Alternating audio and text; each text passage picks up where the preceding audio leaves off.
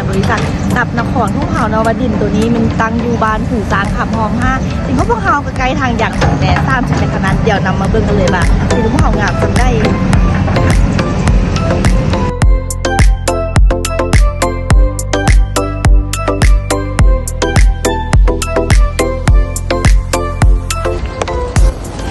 โดยเนาะค่ะก็จะพาลูกค้าที่มาเบิงโซนด้านฟ้าเนาะบาดินพวกเฮางามจำได้เนาะซึ่งตอนนี้เนาะอันเขาจะมีนายสร้างกำลังก่อหินแข้งเพื่อที่จะก่อหินแข้งฟรีให้ลูกค้าที่เข้ามาจับจองดินโครงการพวกเขาเลยเนาะตรงนี้ก็จะปลูกคอนกรีตให้ลูกค้าเลยเนาะถึงพวกเขาจะห่างทางอย่างเพียงแต่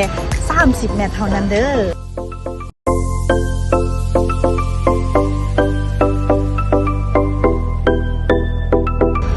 ซึ่งทรงโปรโมชั่นที่เขาเปิดให้จองโครงการใหม่เนาะดินเขาพวกเขาก็มีส่วนลดให้ลูกค้าไปเลยเพียงแต่จองมื้อนี้รับส่วนลดทันทีเลยเนาะ